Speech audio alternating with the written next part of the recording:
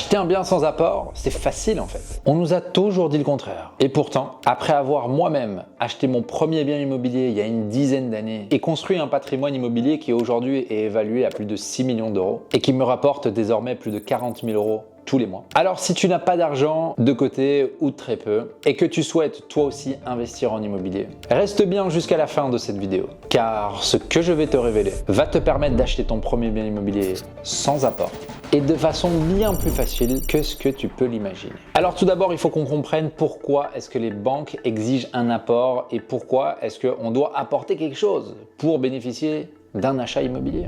Il y a le prix d'achat et les travaux, je les compte dedans parce que les travaux sont souvent englobés dans le crédit. 2, il y a les frais d'acquisition qui en Wallonie et à Bruxelles sont à 12,5% et en Flandre à 10%. Et la troisième chose qu'il faut apporter, c'est une partie, un pourcentage du montant qu'on souhaite emprunter. C'est-à-dire qu'en général, pour un investissement, la banque va nous prêter 80%, nous on doit apporter 20%. Pour une résidence principale, la banque nous prête 90% et on apporte 10%. Il faut savoir qu'avant, les banques étaient plus laxistes. Mais depuis 2020, la Banque nationale a décidé d'être plus stricte au niveau des prêts hypothécaires. Et donc arrêter de prêter à 125% à quiconque, à qui voulait finalement faire de l'investissement immobilier. 125%, ça veut dire quoi d'ailleurs? Ça veut dire qu'on emprunte 100% du projet, le montant de l'achat plus les travaux. Et en plus de cela, on va venir emprunter les frais d'acquisition. Mais alors, comment obtenir un prêt en mettant 0 € sur la table? Il y a plusieurs pistes qu'on va pouvoir creuser ensemble. J'ai décelé 4 possibilités. La première possibilité, c'est lorsque nous sommes primo-acquéreurs. Si tu es sur le point d'acheter pour la première fois un bien immobilier, sache que les banques, au lieu de te prêter à 80-20 pour un investissement, au lieu de te prêter en 90 pour ta résidence principale, il y a encore des organismes qui peuvent te prêter à 100%. Donc si tu arrives déjà à trouver ton organisme prêteur à 100%, good.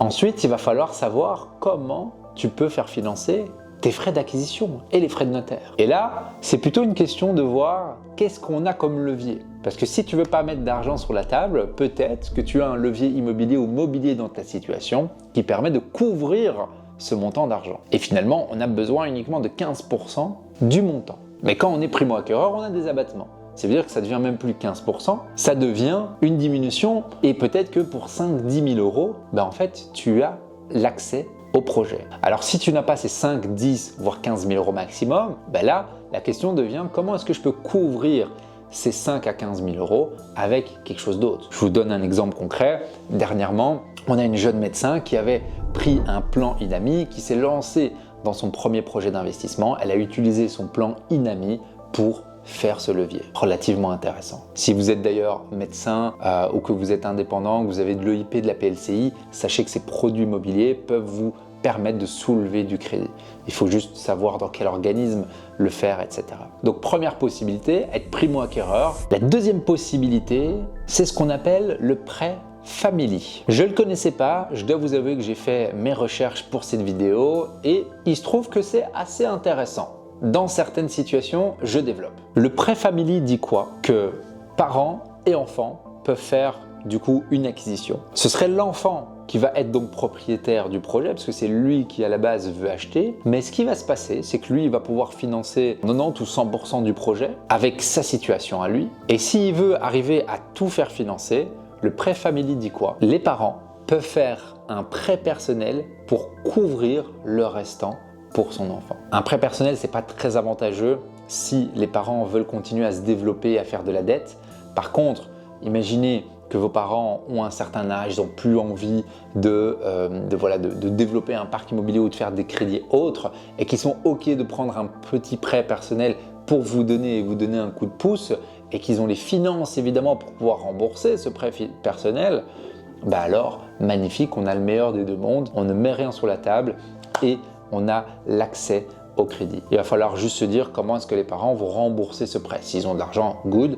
Si pas, si tu es bon investisseur, éventuellement que la partie de cash flow que tu vas générer peut-être rembourser une partie, voire la totalité du prêt que les parents ont pris. La troisième possibilité, c'est utiliser une hypothèque d'un bien d'autrui ou d'un bien qu'on a déjà. Ça, c'est un mécanisme qu'on voit toutes les semaines avec nos membres libres TFG, les membres qui suivent notre programme et avec lesquels on crée des parcs immobiliers millionnaires dans le but de créer une vraie indépendance. D'ailleurs, si tu souhaites un petit peu savoir comment est-ce qu'on fonctionne, je t'invite à aller voir dans la description. J'ai un document de 26 pages qui t'explique exactement la méthodologie que j'ai utilisée pour créer mes premiers 10 000 euros de loyer. Et c'est cette même méthodologie qu'on enseigne à tous nos membres. Tu pourras, grâce à ce document, toi aussi comprendre comment est-ce que tu peux avancer vers ton indépendance financière. Et d'ailleurs, je te donne une petite vidéo de 7 minutes dans laquelle tu comprends les piliers principaux. Et du coup, tout ça peut juste t'aider, c'est gratuit. Donc, n'hésite pas à aller cliquer sur le premier lien dans la description. Donc, la garantie immobilière, donc qu'elle soit en affectation, donc affectation, on affecte un bien d'un proche au projet qu'on a, ou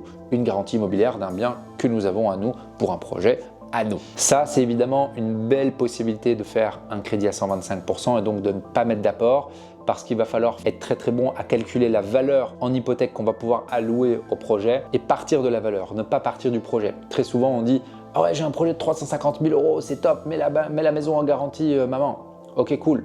Mais est-ce que la maison en garantie nous permet de faire du 125% sur l'acquisition et les frais? Oui, non, je ne sais pas. Mais souvent, ce n'est pas le cas. Il faut plutôt voir la situation de l'autre côté, c'est-à-dire partir de ce qu'on a en garantie et de se dire, OK, quel est le montant d'acquisition qu'on peut aller viser par rapport à cette garantie qu'on a de disponible. En faisant ça, good. Et la quatrième possibilité, c'est ce qu'on appelle le prêt social. Le prêt social vous permet, dans certaines situations et conditions, d'aller chercher du 100-125% sur votre prêt immobilier. Il y a parfois juste des petites contraintes. On a déjà vu ça avec quelques membres qui avaient fait un prêt social. Je ne sais pas si c'était de manière récurrente, je vous avoue que je ne suis pas spécialisé là-dedans, mais qu'on ne peut pas utiliser la garantie immobilière de ce prêt pour des prochaines acquisitions. Donc, il faudrait quand même s'assurer de ça. Parce que si vous achetez un bien immobilier avec un prêt social, mais que finalement, ce bien-là, vous ne pourriez pas le réutiliser plus tard pour d'autres acquisitions, à voir par rapport à votre situation et votre plan d'investissement à long terme, si c'est un bon move de faire du coup un prêt social. Mais en tout cas, vous allez bénéficier de taux qui sont relativement bas, les plus bas du marché. Et également, vous allez pouvoir, dans certaines conditions, comme je le disais, bénéficier d'un 100 voire 125% et du coup, de ne pas mettre d'apport. Alors, imaginez que ces 4 possibilités ne sont pas des possibilités pour vous et qu'elles ne vous plaisent pas. Quid, qu'est-ce qu'on fait? La première chose que vous pouvez réaliser, c'est ce qu'on appelle la collaboration. Imaginez que vous avez une situation stable, mais que vous n'avez pas de garantie. Peut-être que collaborer avec quelqu'un qui a la garantie, mais pas la situation stable, peut vous permettre finalement d'avancer tout de même. Parce que, est-ce que avoir une partie du gâteau, ou plutôt la moitié du gâteau, est intéressante vs ne pas avancer et ne pas avoir de part du gâteau tout court? Je pense que oui, c'est intéressant. Évidemment, il faudrait juste que cette collaboration, pour moi, soit saine, soit avec une personne de confiance. Et moi, je vous avoue que je ne suis pas très fan de la collaboration, donc c'est vraiment le dernier levier à utiliser. Une possibilité qui s'offre à vous également, c'est d'acheter moins cher. Comme je le disais tout à l'heure, souvent on part du bien qu'on veut acheter et puis on se dit « Ah ouais, mais qu'est-ce qu'on va mettre sur la table pour acheter ce bien-là » Non, si vous faites le travail inverse en ingénierie inversée, vous allez pouvoir être précis. Imaginez que vous avez 25 000 euros d'épargne. Ne pensez pas à acheter un projet à 400 000 euros. Dites-vous juste, ok, avec 25 000 euros d'épargne, quel projet je peux faire? Je peux faire un projet de 100 000 euros? Eh ben, je fais un projet de 100 000 euros comme un grand. Je m'enrichis, mais je fais un super projet. J'optimise le crédit, j'optimise l'acquisition, j'optimise les travaux, j'optimise la location. Et de là, vous arrivez à créer votre boucle, mais au moins, vous avancez avec votre situation. Vous n'attendez pas, vous n'êtes pas dans l'attente de dire « Ah ben non, mais je vais encore épargner 35, ça va rien changer. » Démarre. La dernière possibilité, j'ai envie de dire, c'est d'épargner. Acheter de l'immobilier sans avoir de l'argent, c'est vrai que ça devient de plus en plus compliqué. Ça va un peu à contre-courant du titre de cette vidéo, mais je suis désolé, je suis obligé de vous le dire. Si vous n'êtes pas bon gestionnaire financier, que vous n'êtes pas capable d'épargner, comment est-ce que vous souhaitez augmenter vos finances? Vous pensez que quand vous allez avoir 10 fois ce que vous gagnez, vous allez être un meilleur gestionnaire? Vous pensez que vous allez dépenser moins? Tout ça, c'est bullshit. Si aujourd'hui, vous regardez cette vidéo et que vous gagnez 2 000, 3 000 euros par mois et que vous n'arrivez pas à épargner un centime, c'est pas quand vous allez gagner 20 000 euros par mois que vous allez épargner plus. Je peux vous le dire. Moi, quand je gagnais 2 000 euros, j'épargnais énormément d'argent. Aujourd'hui, je gagne plus que 2 000 euros, j'épargne encore plus d'argent. Et c'est marrant parce que tous les invités que je fais venir ici sur mon podcast, je vous invite d'ailleurs à aller voir sur la chaîne YouTube, il y a quelques épisodes déjà qui sont sortis. Tous les entrepreneurs à succès qui viennent sur mon podcast, c'est tous des grands épargnants. Ça vous dit le genre de mentalité. Ces personnes-là, ils épargnent, ils épargnent, ils épargnent. Ils épargnent, mais ils se font plaisir. Ils épargnent parce qu'ils savent qu'en épargnant, ils vont créer plus de valeur. En créant plus de valeur, ils vont avoir de la richesse financière qui va leur revenir, mais sans plus refaire des actions. Voilà guys, j'espère que cette vidéo vous a plu. N'hésitez pas à aller faire un petit tour sur la chaîne. On a plus de 600 vidéos à l'heure où je vous parle. Pas mal de valeurs. Il y a des concepts qui sont extrêmement intéressants, comme des projets de A à Z, comme des projets de colocation ou d'Airbnb qu'on va visiter de nos membres qui ont fini. Ça peut vous aider de vous projeter. Il y a également des concepts où je suis juste là avec vous, à vous partager de la valeur. D'ailleurs, dites-moi en commentaire si vous avez apprécié ce contenu. Si vous souhaitez que je parle de quelque chose de spécifique, je me ferai vraiment un plaisir de vous partager ce que vous avez besoin pour avancer vers votre indépendance financière. On se dit à très vite sur la chaîne.